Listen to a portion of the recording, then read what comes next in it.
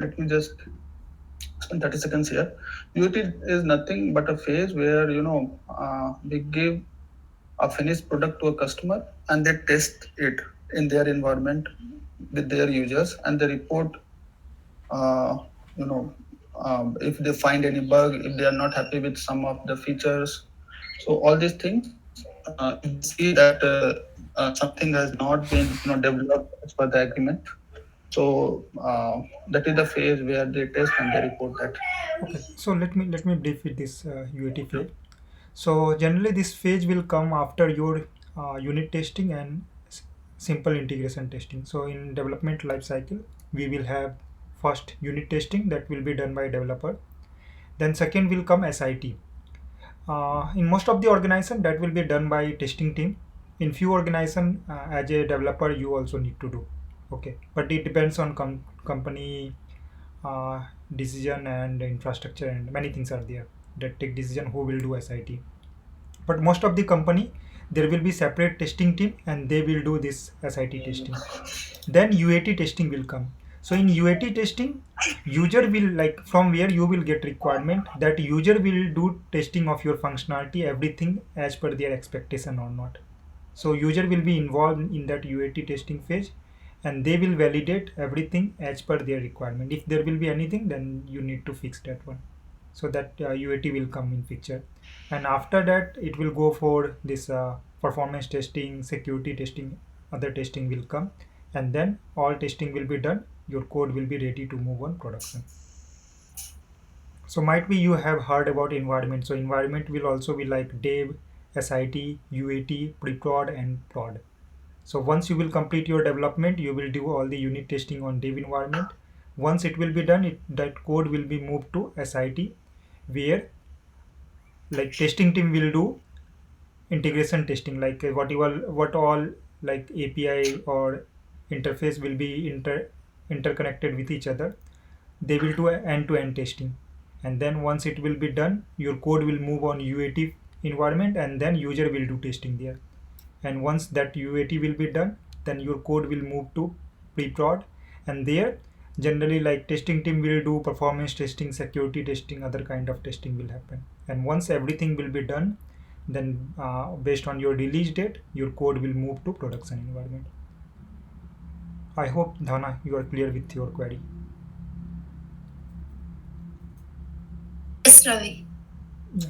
So next question, yeah. Okay. Yeah, again, next question. I think it is Ravi for you to explain, because obviously MuleSoft roles, responsibilities, and interview from interview perspective. We can have a separate session where we educate on how to clear interviews, what are the different questions that is expected, what are the different roles and opportunities that is present in the market. I think we can because if we cover this in just 15-20 minutes, we won't be doing justice to the topic. This needs at least 1 or 2 hours in detail, so that people grasp it, because this is the most important thing, clearing interviews and getting a job.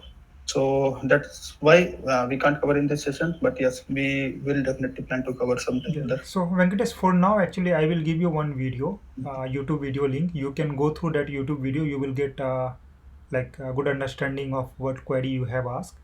And for more detail, like, yeah, we will arrange some other separate session, or you can connect personally after session. So for now, I will give you one YouTube link. You can refer that one. Okay, uh, fine. Let's get moving.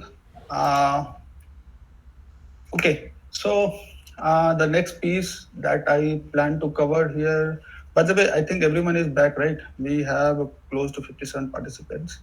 So okay, so the next piece, what I intended to cover is some thoughts on agile, because agile is a buzzword that is going on around now. Everyone talks about agile. One who understands agile or one who doesn't understand agile, but people will talk on agile, and in every interview they will ask questions on agile.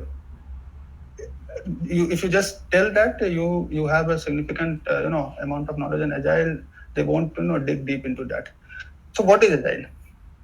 Okay, Agile is a concept. Agile is not a approach. Agile is not a framework. Agile is a concept. Agile is a theory. Okay, Agile is a concept that enables anybody to respond to the changes quickly and efficiently. So let me draw back to waterfall approach. In waterfall approach, we what we usually do, we'll have a requirement gathering session first, where we will take requirements and we will freeze the requirements and take a sign off from the customer. Then we will have design phase, where we will design the system based on the requirement, and we'll take sign off and we will close that design phase. Then we will move to other next phase of implementation phase. Okay, if you see, the last phase in waterfall is is done and dusted. I mean, that is over. Ravi, just a small question here. Have you started the recording? If you have stopped. Yes, yes, I already started. Okay, thanks. Okay, so the last phase in every waterfall implementation is is done and dusted, and we can't move back. We have to move, keep moving to the next phase. So once we are in the implementation phase, we can't go back to design phase and change the design if we have any new requirements.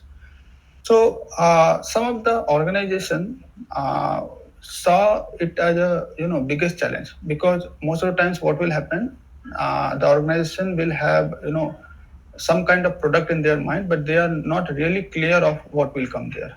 In those cases, what happened is like that it was very difficult to accommodate the changes. So that's where then where the philosophy came. So they, in a very layman language, if you have to understand, they segregated those implementation phase into series of small implementation phase, and they call that as a sprint. Like implementation phase of 3 months or so, where we will design the software, we will build it, we will test it, and so on and so forth. So we divided it into shorter implementation phase of 2 weeks or so, and we call them a sprint. And if we have any changes in a particular sprint, that can be taken in the next sprint. That was one of the purpose of changing to agile, so that we can accommodate the changes for a product where customer is not very sure what what the finished product should look like, and they want to see a product, then decide if we are going the right way or not. This concept was born. Okay, essentially, there are four pillars or core principles of agile. They are actually in Agile Manifesto, that is a document the agile creator has created. There are totally 12 principles, but four of them are the core principles or the topmost principles that I have mentioned here. So the first one is highest priority is to satisfy the customer, so through early and continuous delivery of the valuable software. So that's what I mentioned some minutes back. It's like when the customer themselves are not able to visualize the end product, then ideally what they would expect is like, give me some part of the product, let me see it, and let me tell you whether this is looking good or not. If this is looking good, we will build incrementally to this, and we'll get the finished product. So for to cater to those mindset of the customer, we follow agile process. That is one thing. Then welcoming changing requirements, that we already talked. Delivering working software frequently. So at the end of every sprint, we will ship some kind of finished product, and at the end of last sprint, we will have a full blown product ready. That is the idea of agile, and a strong collaboration. So here in this agile approach, the customer is a very much integrated with the development team.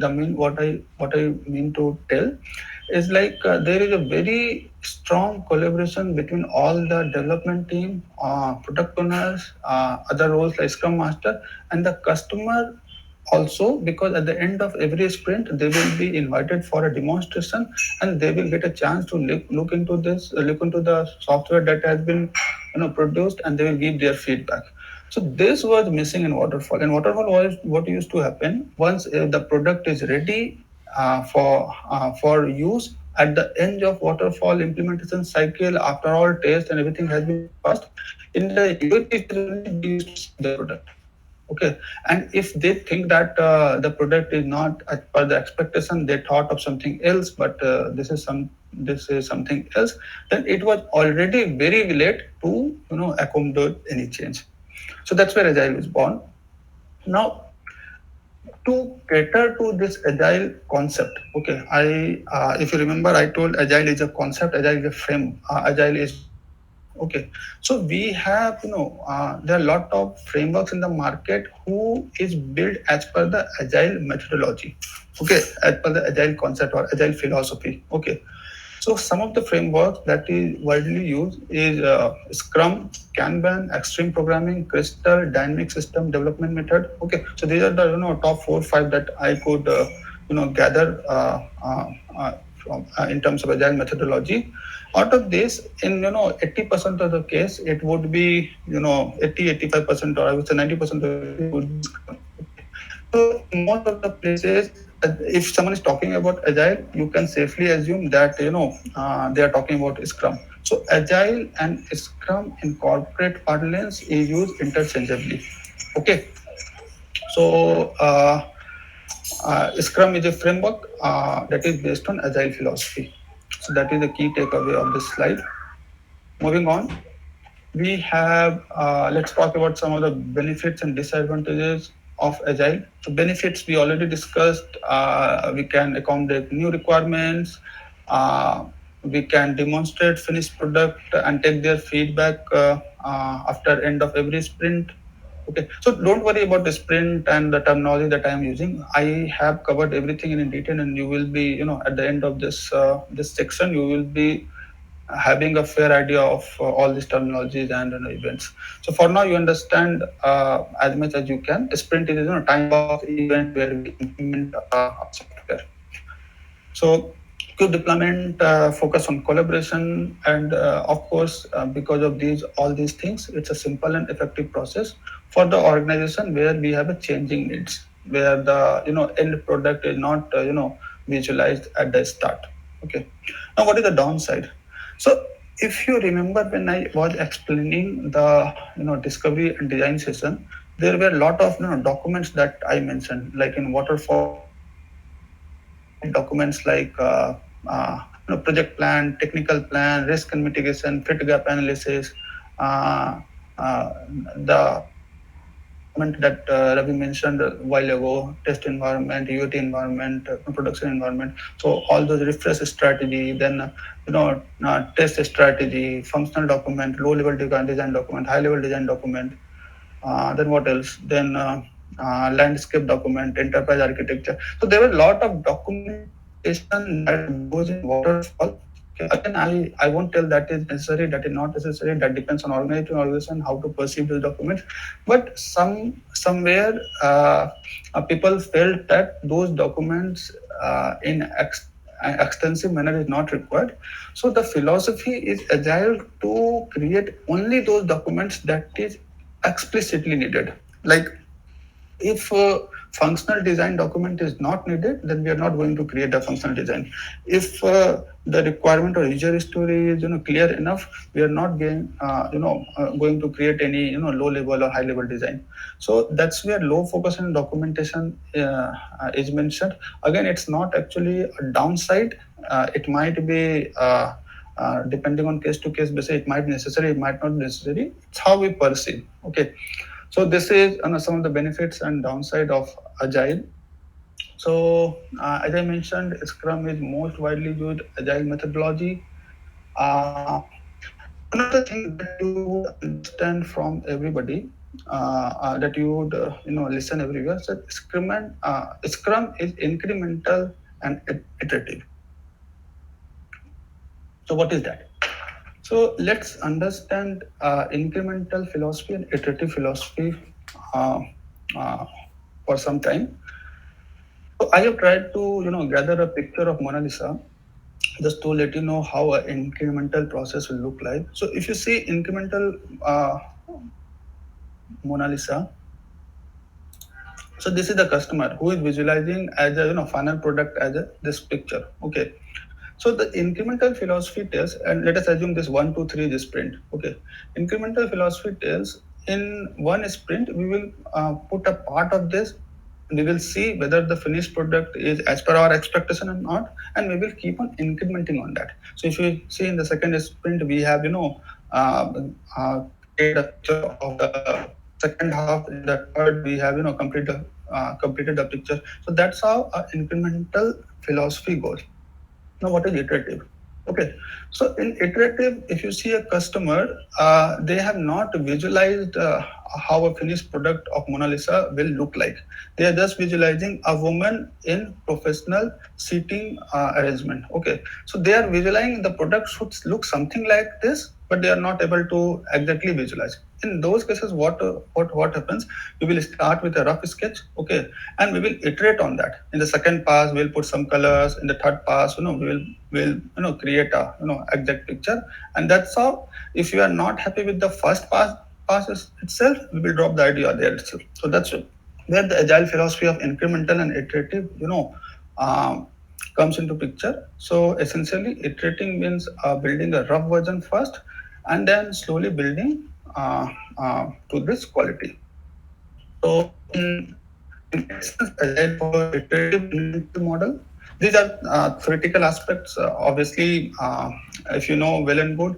Uh, if you have any doubt, I mean, I think we can take it after the session. And this is not that difficult. I think everyone else would be able to at least map something out of here.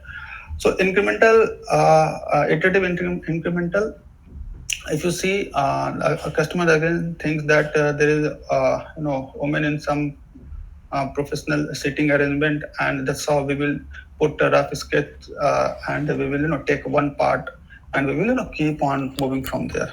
So essentially, agile is based on incremental and iterative approach, and yeah. So once we have understanding of incremental and iterative, let's quickly talk about what are the roles in Scrum. So if you see, as per the Scrum guideline, okay, as per the manifesto, they tell there are only three roles in a Scrum. So this is in theory. This is what everyone will tell you. This is what you will get wherever you search. So there is a product owner, there is a Scrum master, and there is a development team. So when they call development team, it is a mix of development as well as QA team. Then we might have other supporting roles also, like they might have architect, there might be a user experience professional, there might be data professional, and all, and so on and so forth. Okay, so uh, in theory we have only these three roles, but actually what happens in corporate, there are overarching roles also. Like most of the time, if we don't have product owner, there would be a business analyst who would be playing a PO and a business analyst role. Sorry, if you don't have a Scrum Master, then someone from the team would be playing this role. So I have seen projects where Scrum Master is not a separately staffed role. So there will be a development team, and on a round robin basis, someone from the team would play a Scrum Master role for the next sprint. So those things also happen. Or maybe we have staffed some project manager who would be a PM as well as Scrum Master. Remember, I told you there is no one agile approach that is followed by every organization. They customize it as per their needs and whatever best suits them.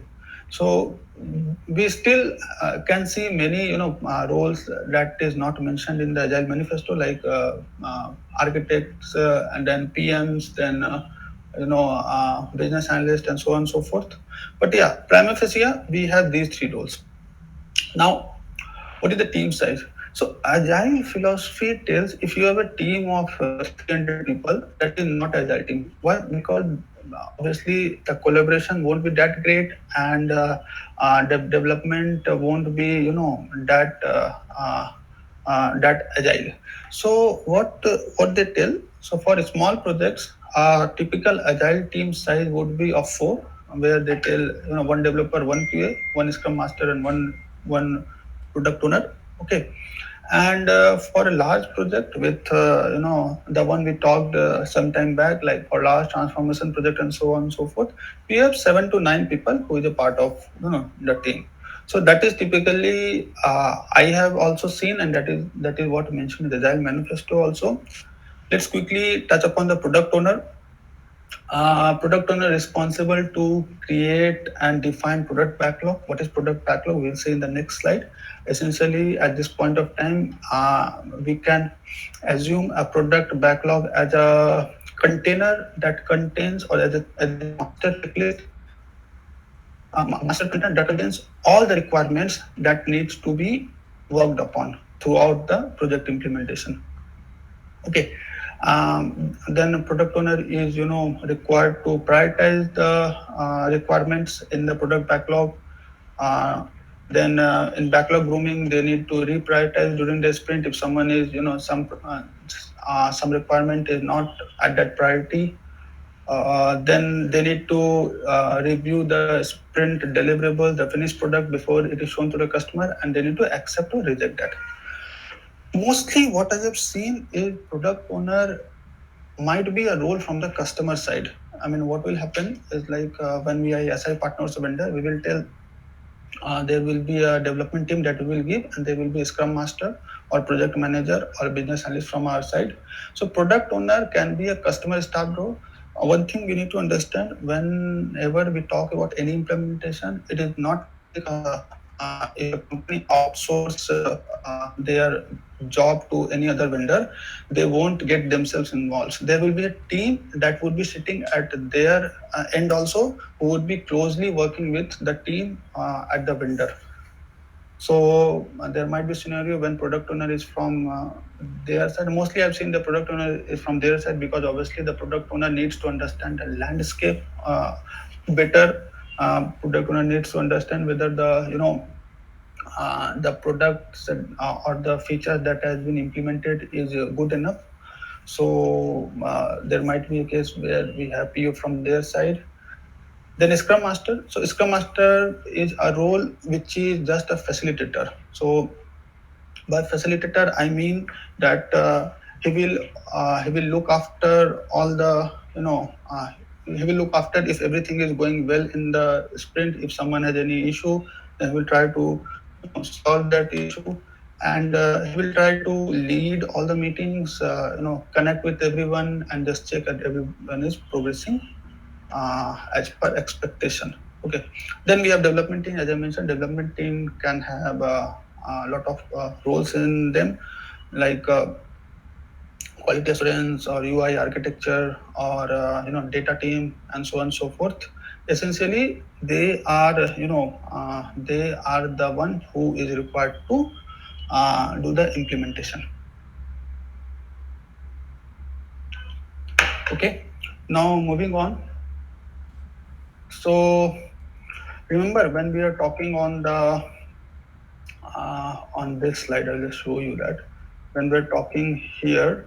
So there was a section where I told that company A will formulate finalize a requirement. Okay, then this requirement, if you see, will come for agile implementation. Okay, either via this route or that will come by this route. Okay, and here also a requirement finalization happens. Okay, so you will be able to map here. So one the for all the requirements is then you know uh, we create a first pass of the sub requirement, and that first breakdown in agile parlance is known as epic. Okay, so epics are created from the requirements. Okay, so that is a very high level high level feature that needs to be implemented. Let's say I have a requirement of getting a customer service support system up and running. Then creating a chat would be a epic. Okay, creating a telephonic integration would be an epic. Then so on and so forth. I mean, all the bigger level of a requirement breakdown is known as epic. Then epic can be sub classified into features. So there might be several features that can come under epic. Then features can be further broken down into stories. Okay, and stories can be further broken down into tasks, and developer or tester or the development team that we were talking in agile would work on the would take task and start working on that. Now again, this is very customizable. I mean, this epic feature story task is very customizable. I have seen organizations that don't use feature as such. They will just create epic. From epic they will create a story and task and will start working. I have seen organization where task is not created. They will just create epic, then feature, then story, and the story is simplified enough so that developers, when I call developer, just assume that developer team is involved. I mean, developer QA and all those roles. So developers can work on the story and get it finished. Okay, sometimes I have seen nothing is there. I mean, no features, no task, but epic and one breakdown of story is there. Okay, so it all depends on organization to organization how they want to run this. But essentially, epic is created for sure, and the story is created for sure. Okay, now let's talk about sprint terminologies. Okay, so let's talk about this. I have been telling user story. I have been telling epic backlog. So let's touch upon this quickly. What is a user story? So from the last diagram, we understand user story is a simplified version of requirements. Maybe first simplified version, second simplified version, or third simplified version. So user story means the simplified breakdown of features to be developed, and developers will pick those user story and develop those user story one by one. And once all the user story is finished, then the sprint gets closed. What is epic? Epic is collection of user story. Okay, you can call epic as a collection of user story, or epic is a breakdown of high level breakdown of requirement. So both things are correct. What is backlog? So backlog, sprint backlog, and story point we will be covering. I have a very good diagram afterwards where everything will be clear. But for now, let me just cover it quickly. Whenever requirement is broken down into story, okay, that story should be kept somewhere so that we have I will be explaining in a layman terms. So should be kept somewhere so that we can have a proper track of how many stories has been implemented, how many stories remaining. So that container is known as backlog. Okay, where we have collection of all the epic user story bugs and all the work that needs to be completed before we call the project is complete. Okay, so if all the requirements if all the storage of that backlog is complete, then we can call the project is complete. Okay, then sprint. So sprint, as I mentioned, it is a it is a mini.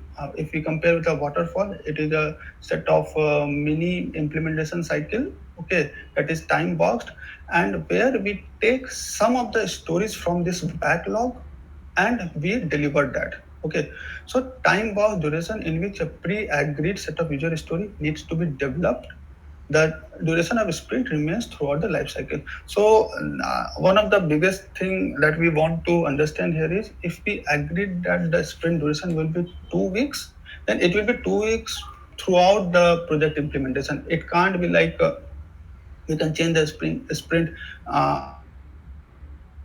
work, let's do it for 3 weeks. For this sprint we have less work, let's do it for 1 week. So these things are not possible. You need to plan your activities such that it is accommodated within the sprint, and the sprint duration will always be same. So sprint is a time in the agile implementation where we actually implement and test the solution. Okay, so that is the sprint.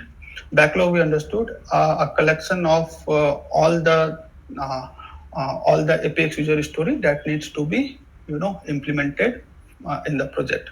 Now, what is sprint backlog? So what we usually do, since this epic since this backlog will be a very large item, we will select some of the stories from this backlog and we will work on that. Okay, so here you should see pre-agreed set of user story. So all this pre-agreed set of user stories is moved to the sprint backlog, and we start working on that. Okay, so again, a sprint backlog is like is a container, is a subset of product backlog, okay, which will contain the qualified story, I mean the story from here, and we will deliver that. Okay, now the next question is how we are going to pick and choose the stories from the backlog. Let's say backlog has 10 stories or 20 stories. How we are going to choose what are the those 3 stories or 4 stories that we will be implementing in the sprint. Okay, so first thing would be prioritizing this backlog. So out of those 20 stories, a BA or a product owner, what they will do, first of all, they will put that they will prioritize that backlog so that most important user stories are present at the top of the backlog. So backlog essentially will have a list of 20 stories where the topmost stories would be a prioritized one. Okay, so that's one thing. Now once we have that prioritized list ready, we will give some estimation to all those stories. Okay, maybe we need we usually follow a Fibonacci series, but again, for the sake of simplicity, you understand, we provide some story point there for 2 story point, 3 story point, and so on and so forth. And story point is directly connected to complexity. So for more complex story, we give a higher point, let's say 10. For less complex story, we give a lower point, let's say 3.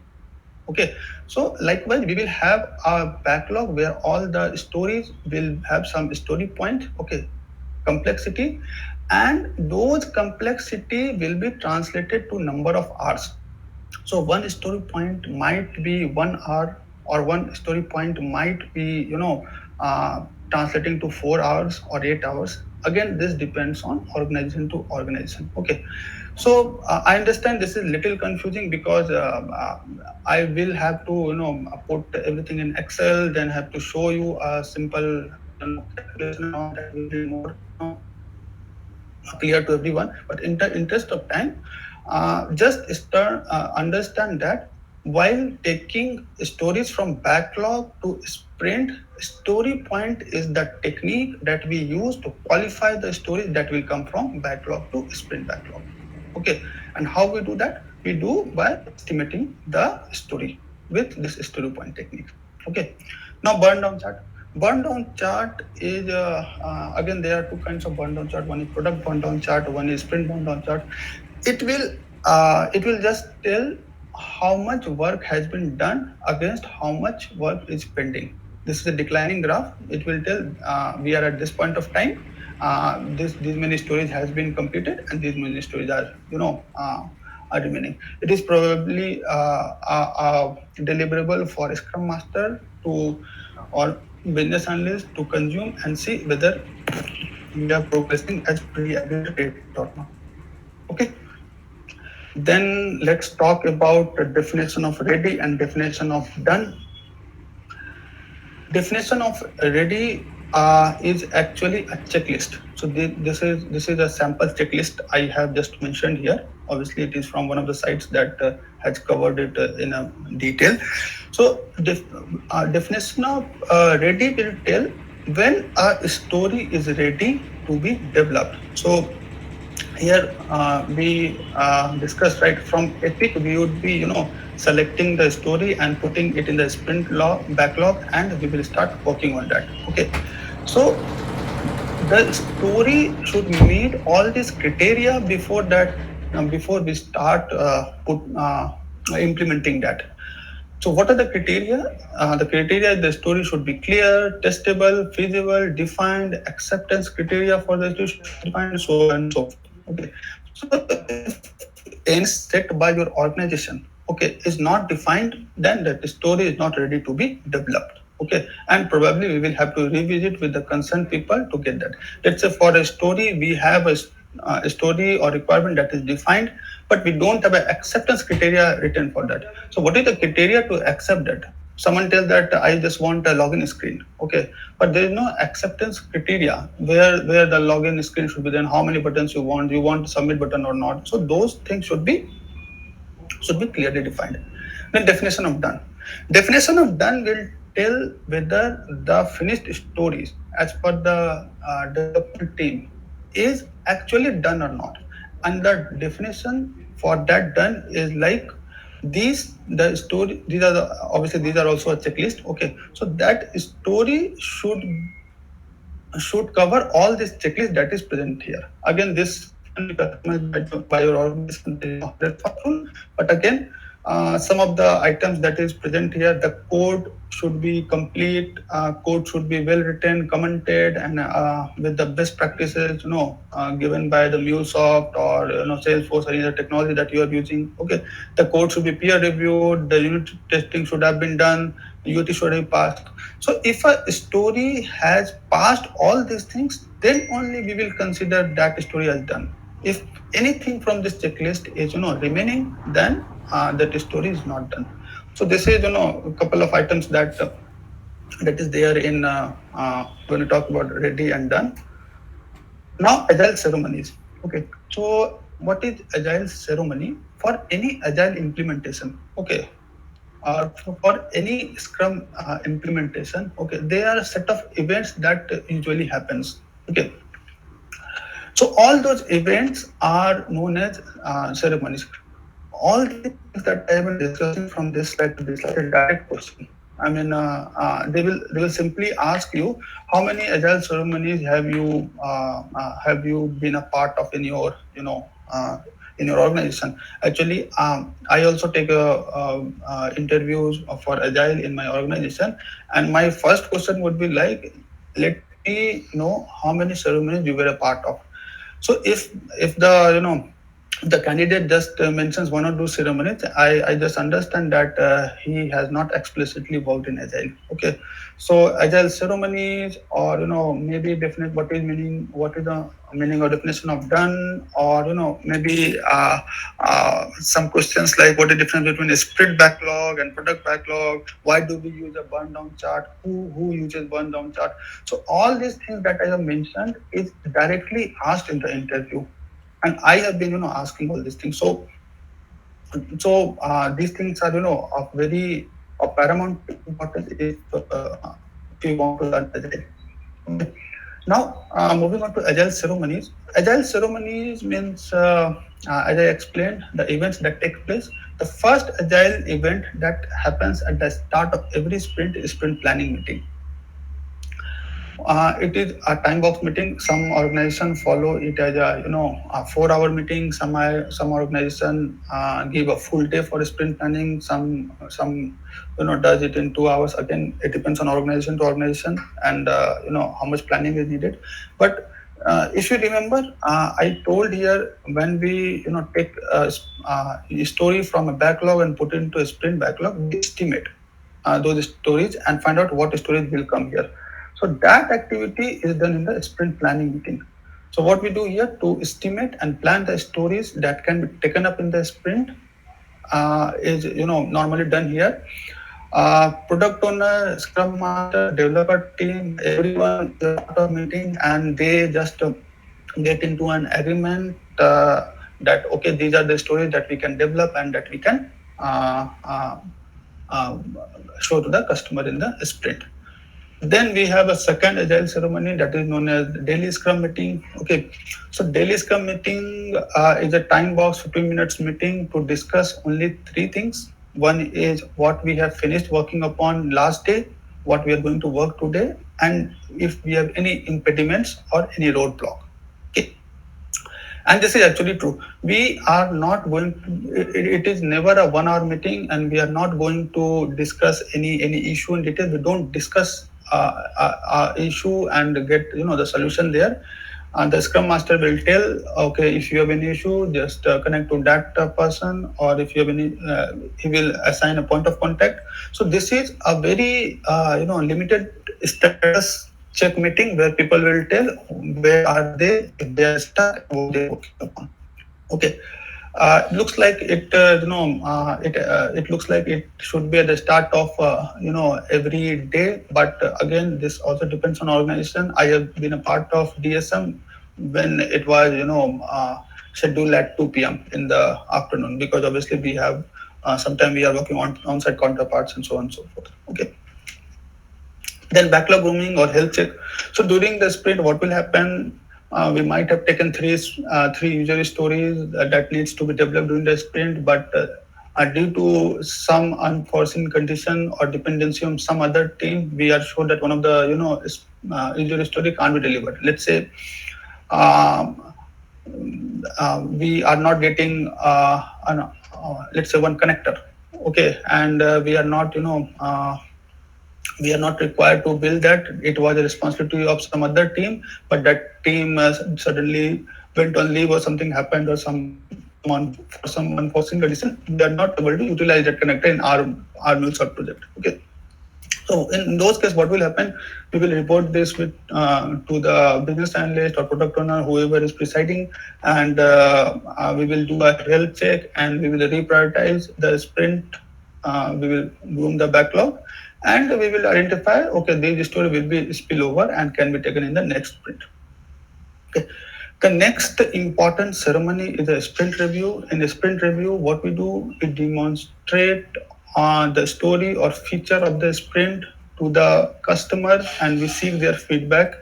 And in some of the cases, there is a concept of pilot also, where customer actually goes and works on the finished system and gives feedback. Most of the times it is not there. Most of the times what happens, someone from our side, maybe some architect or BA or product owner will give a demo what has been done in this sprint and see the customer feedback. But in very rare case, even customer can ask for the access and they can they can see the product themselves and give the feedback. So both the things are possible. After the sprint review usually happens at the end of every sprint. After the sprint review, we have a sprint retrospective, okay, where we talk about during the sprint what went well, what didn't go well, what was lagging from our side, where we can improve, and so on and so forth. Again, retrospective is dependent on organizations. Some organization keep that, some organization doesn't keep that. So mostly people will keep, because obviously everyone needs to understand what are the areas where we can improve and so on and so forth. Okay, everyone, most everyone is a part of this. Let me just pause for 30 seconds. Okay, meanwhile, I want to convey one message. I seen like many people are trying to join and someone is declining their request. So please don't do that. If anyone trying to join, I'm accepting them. You don't do anything. Other people are, I think, for few people, like someone is declining their request. So Please don't decline. This session is important for everyone us to learn and grow and earn our name in the corporates. Yep, even I referred almost some 40 candidates. Still they are not able to join. yeah, They yeah, texted actually, me. I seen just now. I observed like many people are sending request. I accepted many, but for few request, I seen someone decline their request. So Yeah, please, yeah. Again, they are texting to me. yeah, please don't do this. If someone is doing, then we will not allow that this kind of participants. Since here we Okay, are, we have 64. Yeah, please don't do that. Please, yeah, everyone yeah. Ask should get them to 20. rejoin. Yeah. I will accept. Yeah. Okay. Okay.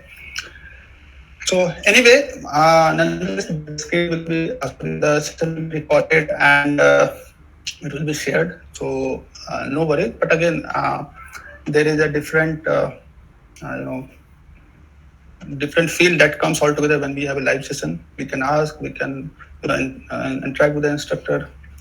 All those things will happen. Anyway, going forward, this is the diagram what I was talking about. That will, uh, clear all the doubts that you might have. So these are the stakeholders. I told you, these are the stakeholder business sponsors. If you remember in the diagram where I showed you how a project is born, there I mentioned some business sponsor. So business sponsor is the person who has the money in his pocket and who is ready to spend. Okay. So business sponsors, stakeholders, and everyone will give requirement. And normally one product owner will be gathering those requirements and creating stories out of that. Again, this product owner is not a fixed role. In many organizations, I have seen business analysts playing a product owner role who will interact with this stakeholders, and they will gather requirement. Sorry. So so again, that business analyst framework of how you gather requirement is is a topic in itself. There are a lot of things that you need to consider. There are a lot of documents that will come into consideration. So we should for the sake of knowing, just understand there is a product owner or business analyst that will be involved here. Now what I told at that point of time, think product backlog as a container where everything has been put that needs to be implemented throughout the project duration. So let us suppose this is a product backlog where we have, a user story, epic, bug that is raised in every sprint that will flow from here to here. Okay, so it is a master container where every single thing that needs to be done to close the project, close, I mean to get the project implemented is present here. So once we have all the things that is present here, which is implemented, then only a project is said to be implemented. On obviously the definition of ready and definition will also come into picture. So once we have the product backlog that has been created by the product owner in this case, we will prioritize that. So if you see, we have prioritized the bug one, user story one, user story two as the most critical element that will go in the next sprint. Okay, and we enter you the sprint planning phase. So again, these things are sprint planning, retrospective, DSM, then sprint retrospective. These are agile ceremonies, and you should understand what happens in what ceremony. Okay. First of all, we will get into sprint planning, where a sprint team will estimate the story and commit the story that can be completed and delivered in the sprint. Will give some instructions to every user story in the product backlog, and subsequently that story will be fetched to the sprint backlog.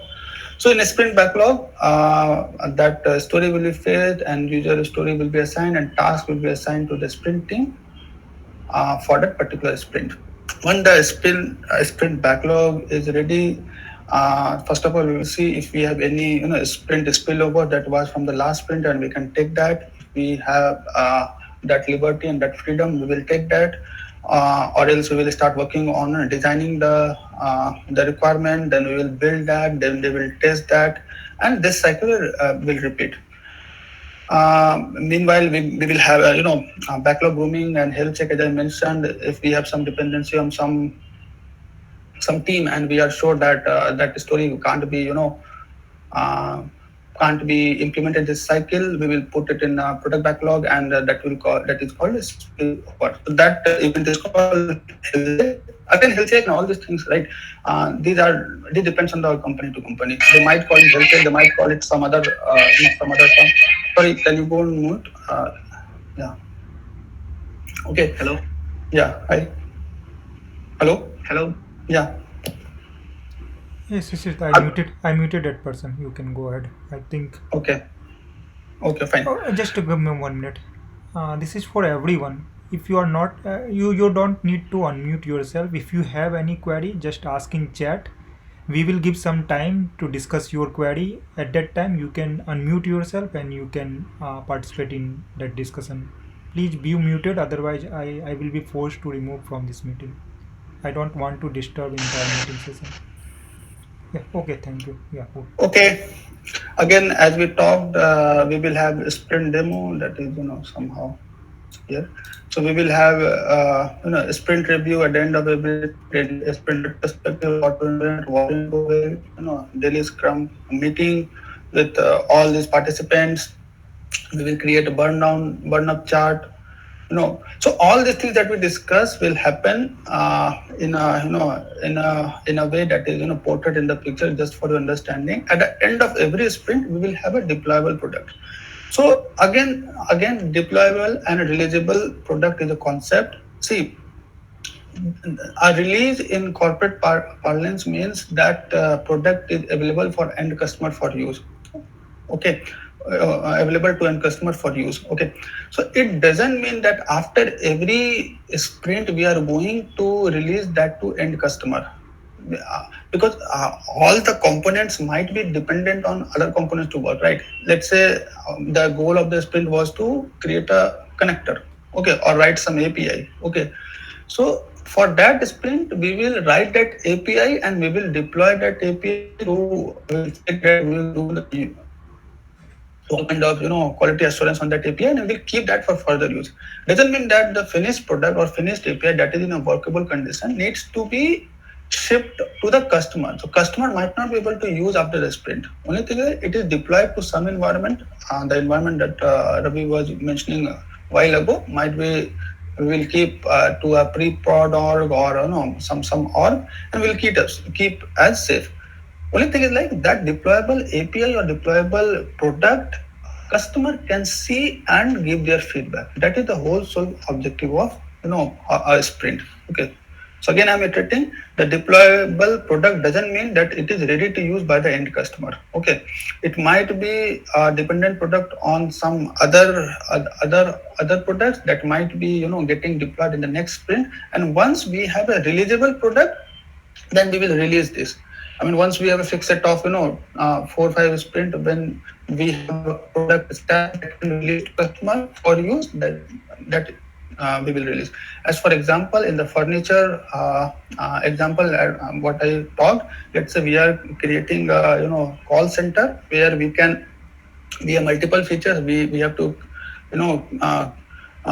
create a chat, we have to create a telephony, we have to create an email to case, we have to create auto response feature and all those things. Okay, so let's consider chat. So once every aspects of chat has been created, then we will release the chat to end customer. Okay, till every feature that needs to be implemented for chat is not implemented, we will keep it in our org, and that will be known as a deployable product. So I hope we are we have some sense of sprint cycle and all, and how agile works. One of the things that I wanted to highlight, or you would understand, is a Scrum board.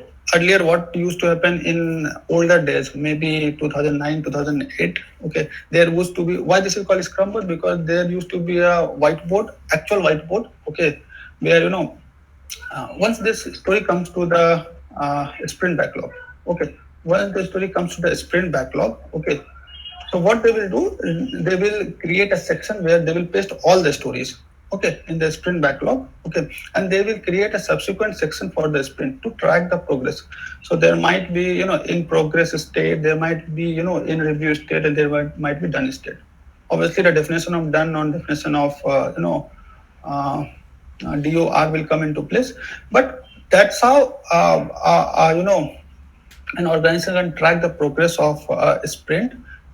Nowadays, we have a tool, project implementation tool like Jira, then this can be done on a dashboard.